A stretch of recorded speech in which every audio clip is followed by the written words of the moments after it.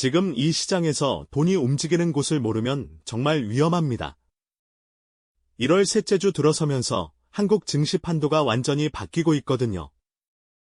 어떤 섹터는 급등하고 어떤 섹터는 조용히 빠지는데 이 흐름을 놓치면 수익은커녕 손실만 보게 되는 상황이에요. 특히 올해 초반 시장은 작년과는 전혀 다른 논리로 움직이고 있어서 과거 경험만 믿고 투자했다가는 큰 코 다칠 수 있습니다.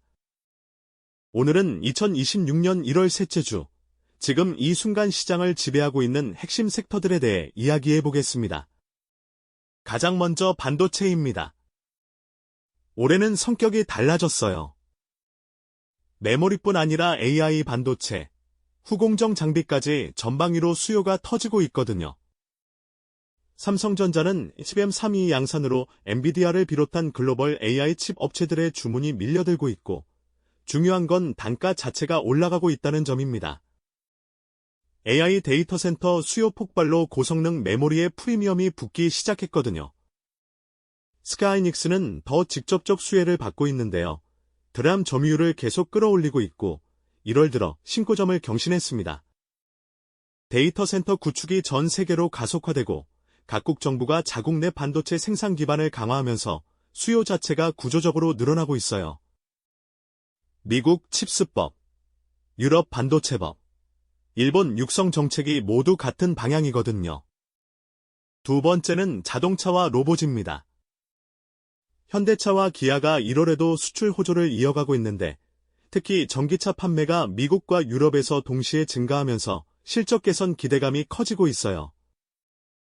현대차는 아이오닉 시리즈로 북미 점유율을 빠르게 끌어올리고 있고 기아는 EV6과 EV9가 유럽에서 인기를 끌고 있습니다.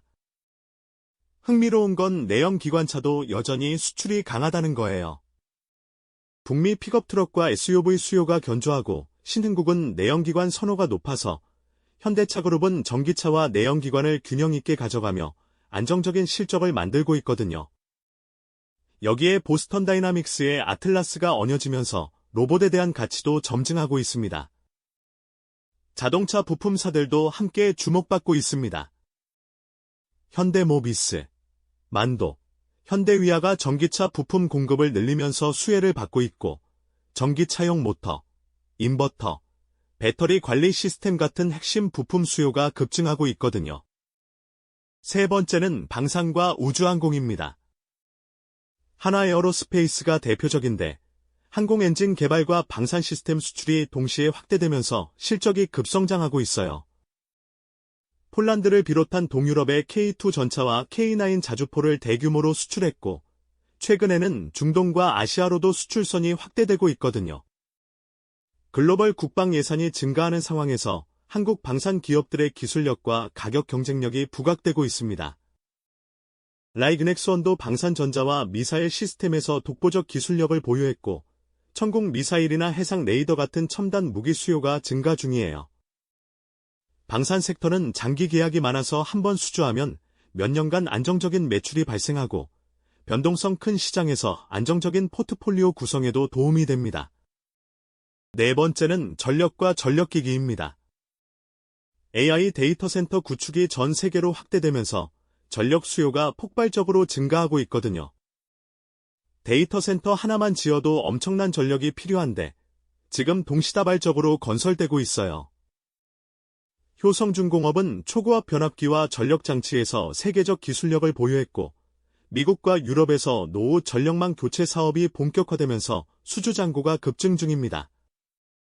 변압기나 전력 제어 장치는 한번 설치하면 몇십 년을 쓰는 제품이라 교체 주기가 돌아오면 엄청난 수요가 발생하는데 지금이 바로 그 시기거든요. 시티현대일렉트릭도 중동과 동남아에서 대규모 프로젝트를 따내고 있고 S일렉트릭은 스위치 기어와 전력 제어 장치 분야에서 글로벌 수주가 계속 늘고 있습니다. 대한전선과 일진전기는 해상풍력 발전 확대로 해저 케이블 수요가 폭발적으로 늘고 있고요. 두산에너빌리티는 가스터빈이나 증기터빈 같은 고효율 발전 설비 수요로 중동과 동남아에서 대형 프로젝트를 계속 수주하고 있어요. 여기서 중요한 건 이 네 섹터가 서로 연결되어 있다는 점입니다. 반도체 수요가 늘면 데이터 센터가 늘고 데이터 센터가 늘면 전력 수요가 급증하고 전력 인프라가 확충되면 전력기기 수요가 늘어나는 시기거든요. 전기차가 늘면 충전 인프라가 필요하고 이것도 결국 전력 수요 증가로 이어지고요. 모든 섹터가 유기적으로 연결되어 한 섹터의 성장이 다른 섹터에도 긍정적 영향을 미치는 선순환 구조가 만들어지고 있습니다. 1월 들어 발표된 증권사 리포트들을 보면 반도체, 자동차, 방산, 전력 섹터 목표 주가를 상향 조정하는 경우가 많고 실적 전망이 계속 개선되고 있어요.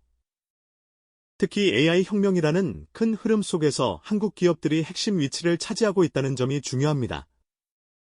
삼성전자와 SK하이닉스는 메모리 반도체에서 독보적이고 전력기기 업체들은 인프라 구축에서 강점이 있고 자동차 업체들은 전기차 전환을 주도하고 방산 업체들은 첨단 무기 시스템 개발에서 앞서가고 있거든요. 투자할 때는 각 기업의 재무제표를 꼼꼼히 살펴봐야 하고 밸류에이션이 과도하게 높아진 건 아닌지 확인해야 하지만 큰 방향성은 명확합니다. 반도체, 자동차, 방산, 전력 이 네 섹터가 2026년 한국 증시를 이끌어갈 핵심 축이 될 거라는 점이요. 분산 투자 원칙은 여전히 유효합니다. 네 섹터 중에서도 자신의 투자 성향과 리스크 허용도에 맞는 종목을 골라서 포트폴리오를 구성하는 게 현명한 전략이에요. 글로벌 트렌드도 계속 주시해야 하고요. 미국 연준 금리 정책이나 환율 변동 같은 요인이 한국 증시에도 영향을 미치니까요. 투자는 마라톤입니다. 조급하게 단기 수익만 줬다가는 큰 흐름을 놓칠 수 있어요. 중장기 관점에서 우량 기업을 발굴하고 적절한 가격에 매수해서 인내심 갖고 보유하는 게 결국 가장 좋은 전략이거든요.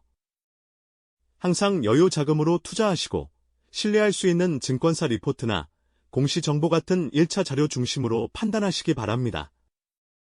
반도체의 AI 수요 폭발, 자동차의 전기차 전환 가속화, 방산의 글로벌 수주 확대, 전력 인프라의 대대적 투자 이 네 가지 키워드를 잘 기억하시고 각자의 투자 전략에 맞게 활용하시면 좋겠습니다.